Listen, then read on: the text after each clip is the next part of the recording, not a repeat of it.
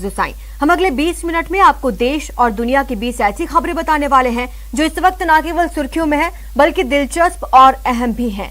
तो शुरू करते हैं 20 मिनट में 20 खबरों का सिलसिला। सबसे पहले देखेंगे राजस्थान की कौन कौन सी खबर इस वक्त अहम है। गए तो थे कमाई करने, लेकिन अब बन गए हैं कैदी।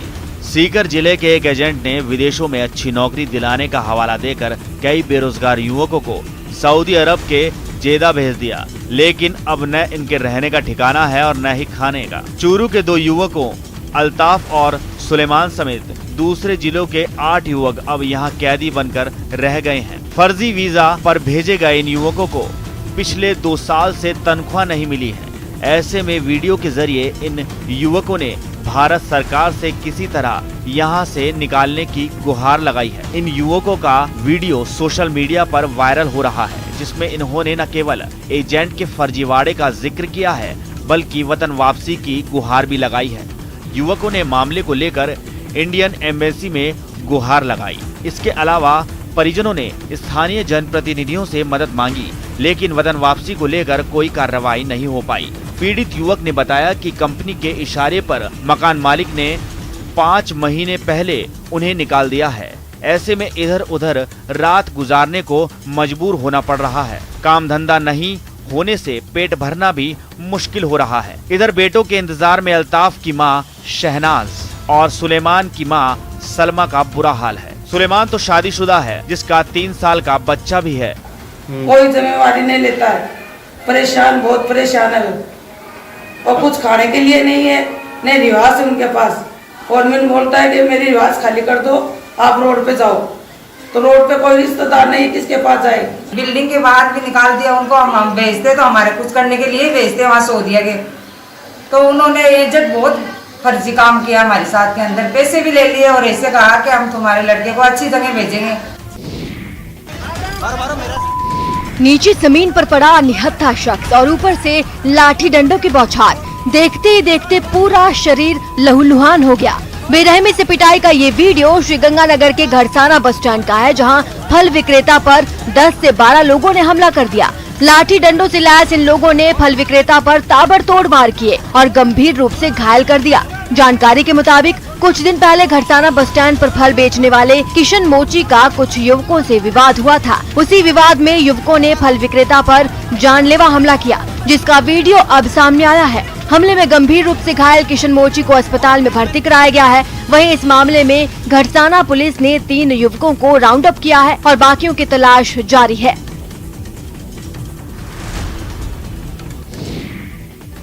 नशे के कारोबार के खिलाफ बड़ी कामयाबी हासिल करते हुए जोधपुर एनसीबी ने 1 करोड़ रुपए से अधिक की 41 किलो अफीम पकड़ी है। 2 तस्करों को गिरफ्तार किया गया। एनसीबी ने नशे की एक खेप जलौर के भीनमाल से जब्त की। ये 41 किलो अफीम मणिपुर से एक ट्रक में छुपा कर ले जाई जा रही थी। इस मामले में एनसीबी ने जिन 2 तस्करों को गिरफ्तार किया, उसमें एक आरोपी जलौर का रहने वाला है, जबकि दूसरा बाड़मेर का है। नशे की खेप पकड़े जाने के बाद ये बात साफ होती जा रही है कि स्थानीय पुलिस जिले में फैल रहे नशे के कारोबार पर लगाम लगाने में नाकामयाब साबित हो रही है। ये जो टायर है, इस टायर के अंदर जो पूरी की पूरी 41 किलो जो अफीम थी वो छुपा कर रखी थी और ऐसे में 2 आरोपियों को भी धर दबोचा है। ये 2 आरोपी है, ये एक जालौर का रहने वाला है तो दूसरा बाड़मेर का रहने वाला है। तो कहीं न कहीं कहा जा सकता है कि जोधपुर एनसीबी की टीम को ये बड़ी सफलता हाथ लगी है।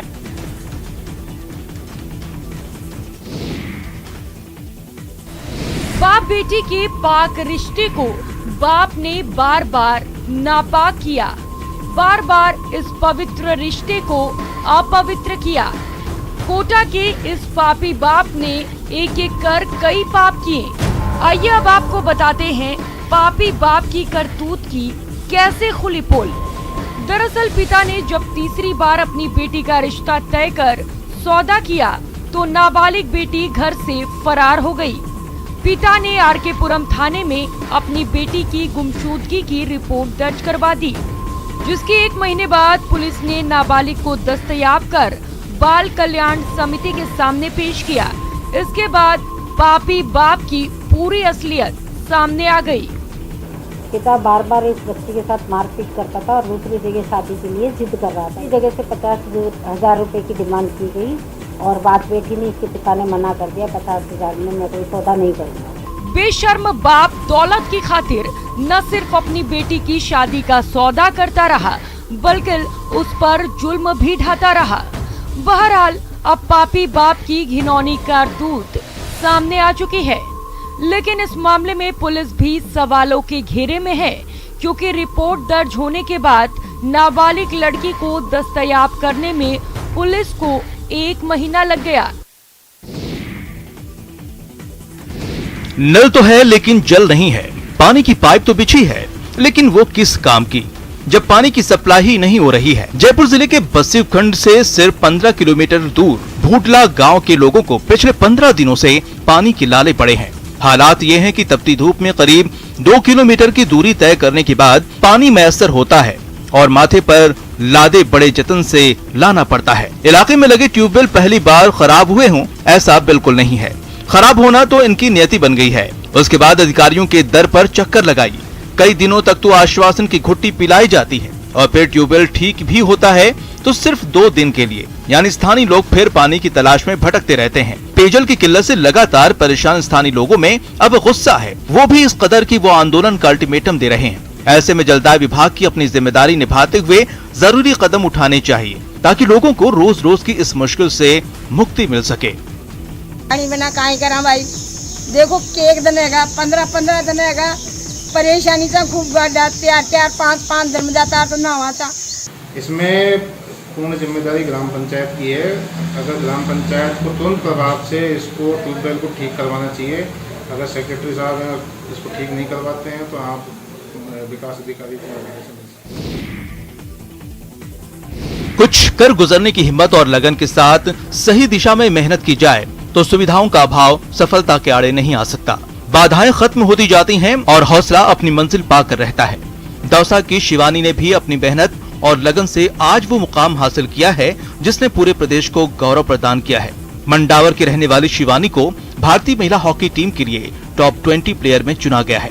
इन्हीं 20 खिलाड़ियों में से भारतीय महिला हॉकी टीम का चयन होगा। भारतीय टीम का हिस्सा बनने की दहलीज पर खड़ी शिवानी साहू काफी प्रसन्न है और अपनी सफलता का श्रेय हॉकी कोच आंद्रिया और अपने परिजनों को देती हैं। अंडर 17 हॉकी में भारतीय टीम का हिस्सा रह चुकी शिवानी का परिवार गांव में रहता है और उसके पिता पकौड़ी का स्टॉल लगाते हैं। हायर एजुकेशन हॉकी में अपना करियर बनाने के उद्देश्य से शिवानी 2018 में मुंबई चली गई। इसके बाद शिवानी ने Guru Nanak Khalsa English medium school से सीनियर पास की और उसके बाद ग्रेजुएशन की पढ़ाई के लिए पुणे शिफ्ट हो गयी। शिवानी का कहना है कि उनकी सफलता के पीछे उसकी मेहनत और लगन के साथ साथ उनके परिवार की भी अहम भूमिका है। Sports authority of India national centre of excellency में सिलेक्शन हुआ है, उसमें ओनली 20 गर्ल्स है और वो 20 गर्ल्स को ओनली इंडिया टीम के लिए प्रैक्टिस दी जाती है, तैयार किया जाता है। यही मेरा सबसे बड़ा ड्रीम है और मैं अपने गांव के लिए, अपने फैमिली के लिए प्राउड फील करती हूँ। मौका मिलेगा तो हम दिखा देंगे, बेटों से हम कम नहीं ये बता देंगे। कोटा की बेटी निधि प्रजापति ने अपनी प्रतिभा से ये बात साबित कर दी है, जिन्होंने न सिर्फ देश बल्कि पूरी दुनिया में मरुधरा का मान बढ़ाया। महात्मा गांधी की 151वीं जयंती के उपलक्ष्य में डॉक्टर निधि प्रजापति की बनाई गई painting golden book of world record में दर्ज हुई है। निधि ने रेडियम डॉट से महात्मा गांधी की पेंटिंग बनाई है। कोटा विश्वविद्यालय की कुलपति प्रोफेसर नीलिमा सिंह ने डॉक्टर निधि प्रजापति को इसके लिए प्रशस्ति पत्र प्रदान किया। निधि ने बताया, इस पेंटिंग को बनाने में उन्हें पूरे 2 महीने लगे। पेंटिंग के लिए डॉक्टर निधि ने अपने पिता की दुकान के रेडियम वेस्ट का उपयोग किया। पेंटिंग में गांधी जी की परछाई को बादलों से झलकते हुए दर्शाया गया है, जो बताता है कि आज भी गांधी के आचार, विचार, दर्शन, नियम और अनुशासन की जरूरत है। इस मौके पर कुलपति प्रोफेसर नीलिमा सिंह ने पूरी दुनिया में मरुधरा का मान बढ़ाने के लिए निधि को आशीर्वाद दिया। 1000 से ज्यादा रेडियम डॉट्स, जो कि वेस्ट रेडियम बच जाता है, उनके डॉट्स काट कर उनको एक असेंबल करके बनाया था, जो पूरी हैंडमेड पेंटिंग थी। इस पेंटिंग को बनाने में 2 महीने का समय लगा था। एक तरह की एनर्जी थी जो है ना, उस एनर्जी को यदि हमारा यूथ भी थोड़ा सा इस्तेमाल करेगा, उसको गलत डायरेक्शन में ना यूज़ करते हुए एक सही डायरेक्शन में यदि यूज़ करता है तो हमारा देश जो है वो बहुत प्रगति करेगा। अहमदाबाद में ये विशाल मोटेरा क्रिकेट स्टेडियम है, दुनिया का सबसे बड़ा क्रिकेट स्टेडियम। लेकिन अगर आप जयपुर के चौप गांव के आसपास रहते हैं तो जल्द ही आपको मोटेरा की तरह ही भव्य क्रिकेट स्टेडियम देखने को मिलेगा। जी हां, RCA ने जयपुर के चौप गांव में दुनिया का तीसरा सबसे बड़ा स्टेडियम बनाने की तैयारी शुरू कर दी है। RCA को स्टेडियम की जमीन का पट्टा मिल चुका है। अब 1 या 2 महीने के अंदर स्टेडियम बनाने का काम शुरू हो जाएगा। खेल जगत की मैं ये एक ऐतिहासिक दिन मानता हूँ इसको, जब हम JDA में RCA के हम तमाम पदाधिकारी जो लीज डीड का पट्टा है उसको लेने के लिए हम यहाँ आए हैं। और मुझे खुशी है कि जिस तरह से अब आगे काम बढ़ेगा, हमें इस जो सपना देखा गया उसके दिशा में हम पहले कदम पे आगे बढ़ चुके हैं। तो बस थोड़ा इंतजार कीजिए, जल्द ही मोटेरा की तरह चौप गांव में दुनिया का तीसरा बड़ा स्टेडियम तैयार हो जाएगा, जहां आप इंटरनेशनल नेशनल खिलाड़ियों को क्रिकेट खेलते देख सकेंगे।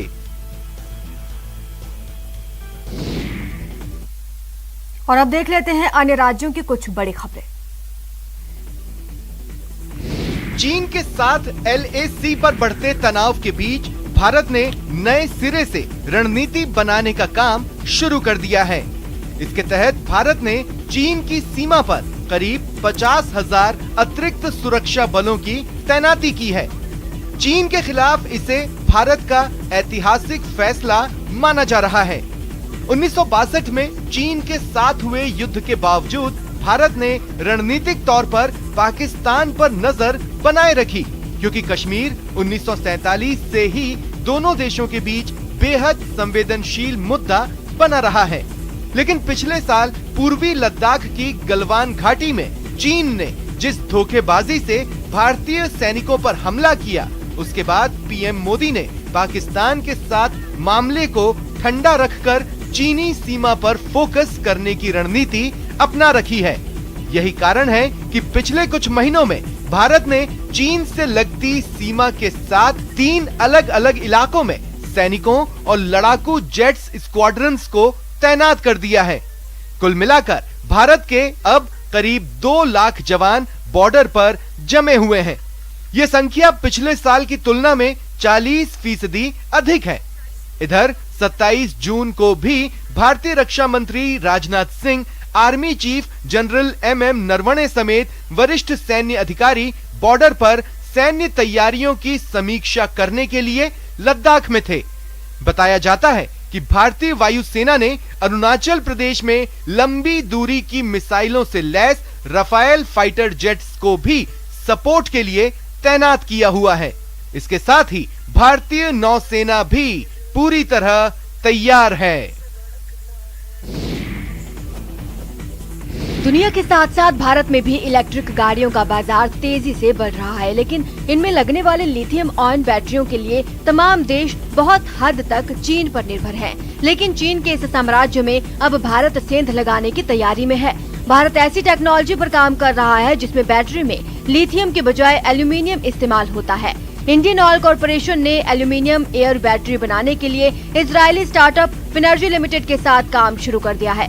IOC की research and development director Ram Kumar के मुताबिक एल्यूमिनियम प्राकृतिक रूप से बड़ी मात्रा में उपलब्ध है। इतना ही नहीं, एल्यूमिनियम बैटरी कई मामलों में लिथियम बैटरियों से बेहतर साबित होंगी। दरअसल एल्यूमिनियम को बॉक्साइट अयस्क से निकाला जाता है और भारत दुनिया के सबसे बड़े 10 बॉक्साइट उत्पादकों में है। एल्यूमिनियम से बनी बैटरी सस्ती तो होगी ही, इन्हें लंबी रेंज के लिए इस्तेमाल किया जा सकेगा और ज्यादा सुरक्षित भी रहेंगी। कोलकाता बंदरगाह से घरेलू कोयले का निर्यात शुक्रवार को शुरू हो गया। धनबाद से आए कोयले को श्यामा प्रसाद मुखर्जी पोर्ट से बांग्लादेश के लिए रवाना किया गया। ये कोयला बांग्लादेश के खुलना में बन रहे रामपल बिजली घर को भेजा जा रहा है। यहाँ Bangladesh India friendship power company 1320 megawatt क्षमता का रामपल बिजली संयंत्र लगा रही है। यह भारत की NTPC लिमिटेड और बांग्लादेश पावर डेवलपमेंट बोर्ड की संयुक्त उद्यम कंपनी है। श्यामा प्रसाद मुखर्जी पोर्ट के चेयरमैन विनीत कुमार ने बताया कि 3800 टन का पहला रैक 3 से 4 दिनों में बिजली घर के अपने उपयोग वाली गोदी पर उतारे जाने की संभावना है। उन्होंने बताया कि हर महीने 20,000 टन कोयला इस बंदरगाह के रास्ते बांग्लादेश को भेजा जाएगा। ये कोयला गोदावरी कमोडिटीज निर्यात कर रही है, जबकि इसका रखरखाव ZS लॉजिस्टिक कंपनी कर रही है। पूरी दुनिया इस समय ग्लोबल वार्मिंग के संकट से जूझ रही है। ऐसे में पर्यावरणविद विशेषज्ञ अक्षय ऊर्जा और सौर ऊर्जा को बढ़ावा देने की सलाह दे रहे हैं। मोदी सरकार भी सौर ऊर्जा को बढ़ावा दे रही है। इसी कड़ी में भारतीय रेलवे ने विजयवाड़ा स्टेशन पर एक बेहतर प्रयोग किया है। दरअसल विजयवाड़ा स्टेशन के प्लेटफॉर्म्स को पूरी तरह सौर ऊर्जा से लैस किया गया है। ये देश का पहला रेलवे स्टेशन है जिसके प्लेटफॉर्म्स को पूरी तरह सौर ऊर्जा से लैस किया गया है। प्लेटफॉर्म पर शेल्टर की जगह सोलर पैनल लगे हुए हैं। इन सोलर पैनल के जरिए सौर ऊर्जा के जरिए बिजली बनाई जाती है और इस पैनल से यात्रियों का शेल्टर भी बनाया जाता है। इन पैनल से 130 किलोवाट क्षमता तक बिजली पैदा हो जाती है। इससे 8 लाख ज्यादा सालाना बचत होगी। साथ ही इससे स्टेशन की 18% पावर रिक्वायरमेंट पूरी होगी। यानी बचत के साथ पर्यावरण को प्रदूषण से मुक्ति और यात्रियों को सुखद एहसास।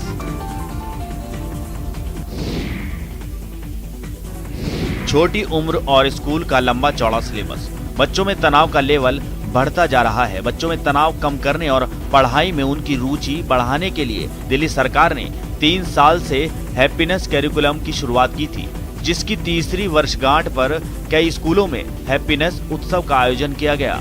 इस दौरान स्कूली बच्चों ने दिल्ली के डिप्टी CM मनीष सिसोदिया से हैप्पीनेस कक्षाओं के कारण अपने जीवन में हुए सकारात्मक बदलाव को साझा किया। उत्सव में अपने अनुभव साझा करते हुए छात्रों ने कहा कि इससे पहले उन्होंने सीखा कि कभी भी मुश्किलों से हार कर कोशिश करनी नहीं छोड़नी चाहिए।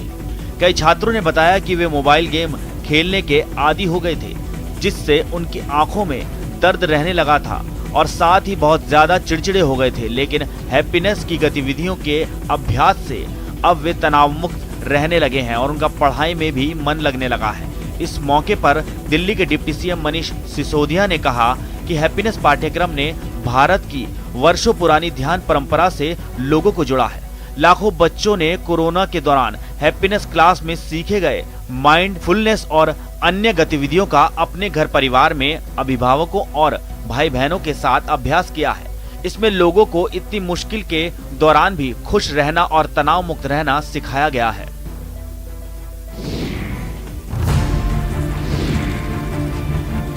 नदी के बीच बालू नदी बोरियों की भरमार और बांसों का ये ढेर कटाव रोकने की ग्रामीणों की कवायद है।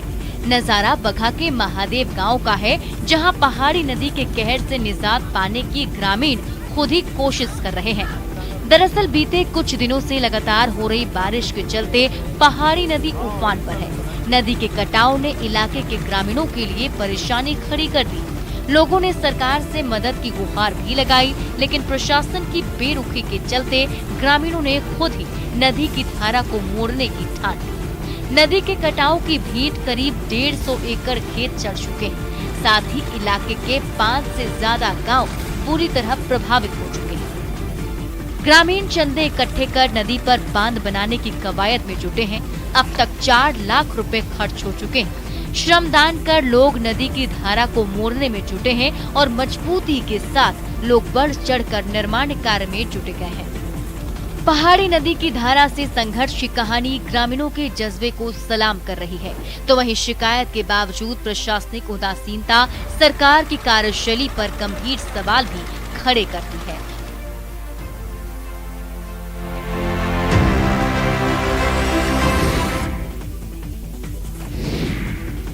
अब आप टीवी स्क्रीन पर जो कुछ भी देख रहे हैं, यकीन मानिए ऐसा आपने पहले कभी नहीं देखा होगा। जंगल में जिससे सारे जानवर खौफ खाते हैं, जिसके शिकार जंगल के बड़े से बड़े जानवर हो जाते हैं, मांस जिसका सबसे पसंदीदा भोजन है, क्या दिन आ गए वो घास खा रहा है।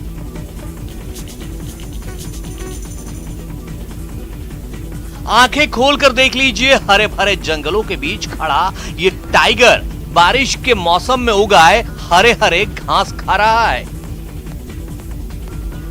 वो भी पूरे मजे के साथ चटखारे ले लेकर। ऐसा लग रहा है जैसे घास नहीं अपना पसंदीदा शिकार खा रहा हो। थोड़ी देर के लिए तो ये तस्वीरें सिर चकरा भी देती हैं कि आखिर ये हो क्या रहा है। आखिर ऐसी कौन सी मजबूरी आन पड़ी कि टाइगर को घास खाने की नौबत आ गई।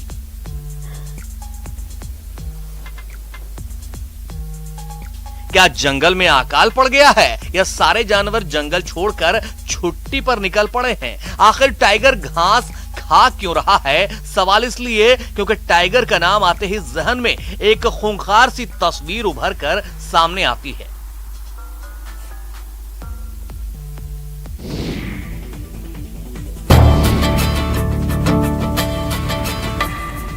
कहते हैं जज्बा हो तो इंसान कुछ भी कर सकता है। इसका जीता जागता मिसाल है ग्वालियर के अजीत सिंह, जो एक जेवेलियन थ्रोअर हैं और उनका पैरा ओलंपिक के लिए चयन हुआ है। अजीत सिंह ने अपनी मेहनत के दम पर प्रदेश का नाम रोशन किया है।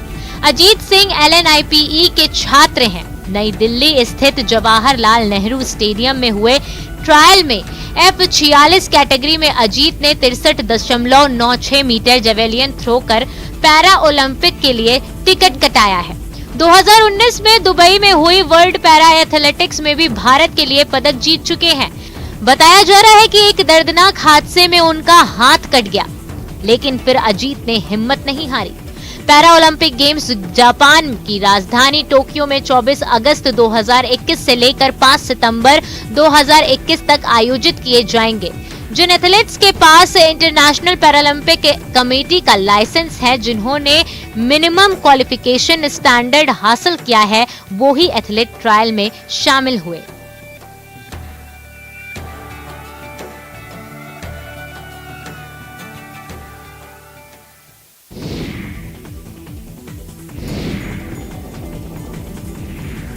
नीमच में जज दंपति ने सभी के लिए मिसाल पेश की है और लोगों का टीके को लेकर भ्रम दूर किया है। दरअसल नीमच के चैनपुरा डैम गांव से एक वीडियो वायरल हुआ था, जिसमें एक आदिवासी शख्स वैक्सीन न लगवाने की बात कह रहा था। वीडियो वायरल होने के बाद जज दंपति आदिवासियों के बीच पहुंचे और महिला जज सुषमा त्रिपाठी ने खुद का वैक्सीनेशन करवाया ताकि लोगों को भरोसा हो और वो भी वैक्सीन लगवाएं। आदिवासियों के गांव में जज का पहुंचना और उनके बीच टीका लगवाकर उन्हें प्रोत्साहित करना बड़ी बात है। जज की इस पहल के बाद लोगों के मन में भ्रम तो दूर हुआ ही है, साथ ही लोग टीका लगवाने के लिए उत्साहित नजर आ रहे हैं।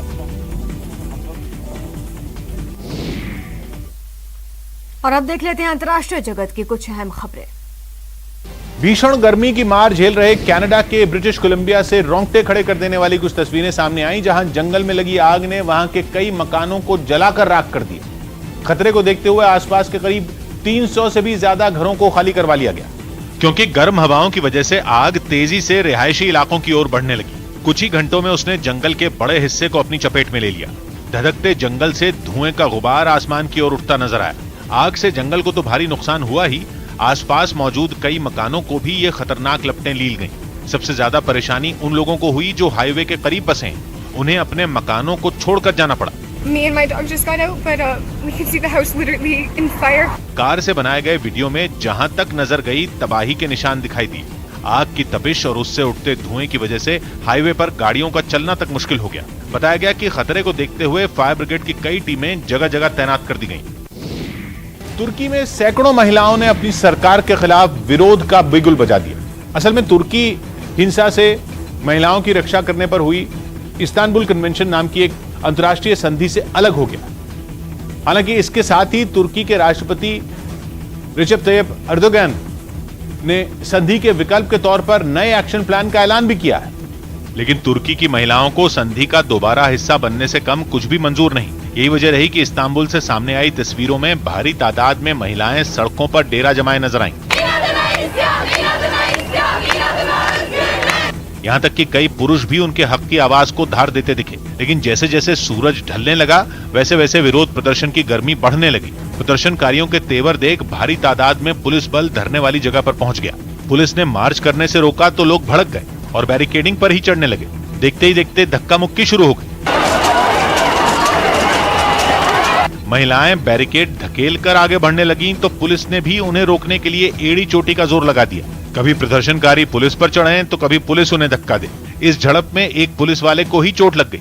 जिस संधि से बाहर होने पर तुर्की में बवाल हो रहा है, उस पर 2012 में मोहर लगाने वाला पहला देश खुद तुर्की ही था। ऐसे में वहां की महिलाओं को डर है कि उनके देश के संधि से अलग होने पर तो वो और खतरे में पड़ जाएंगी। अमेरिका के यूटा से डराने वाली तस्वीरें सामने आई। वहां पहाड़ी इलाके में अचानक आई बाढ़ ने अच्छी खासी तबाही मचा दी, जिससे वहां के मशहूर टूरिस्ट स्पॉट जायन नेशनल पार्क में कीचड़ का सैलाब आ गया। जिसकी सामने आई तस्वीर में एक होटल के बाहर कुछ लोग कीचड़ को हटाते नजर आए, क्योंकि मिट्टी और पानी से बने कीचड़ में चलना फिरना मुश्किल हो गया। बड़े बड़े पत्थर और पहाड़ियों से गिरी मिट्टी और कंकड़ से भरे रास्तों को सपाट करने के लिए खास मशीन लगाई गई। कई जगह तो कीचड़ इतना ज्यादा हो गया कि उसे हटाने के लिए खुदाई करने वाली मशीन की मदद लेनी पड़ी, जबकि होटल के बाहर खड़ी गाड़ियां गीली मिट्टी में धंस गईं, जिनके मालिक अपनी गाड़ियों को दलदल से निकालने की जद्दोजहद करते नजर आए। फिलहाल इतना ही। आप देखते रहे न्यूज़ 18 राजस्थान।